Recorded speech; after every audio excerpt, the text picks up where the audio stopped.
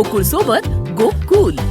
सभेच्या निवडणुकीमध्ये महाराष्ट्राच्या राजकारणामध्ये आघाडीची एक हवा तयार झाली आणि युतीचे दरवाजे आम्हाला बंद होते.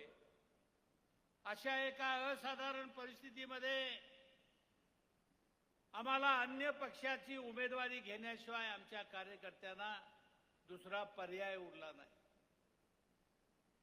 आणि म्हणून आम्ही सर्वांना सांगून, अगदी थोरल्या साहेबांना सांगून, जयंतराव साहेबांना सांगून, दादांच्या बरोबर बोलून, मुश्रीफ साहेबांच्या मान्यतेनं, बंटी पाटील साहेबांच्या सर्वांच्या मान्यतेनं आम्ही ही विधानसभेची निवडणूक शिवसेनेच्या चिन्हावर लढलो.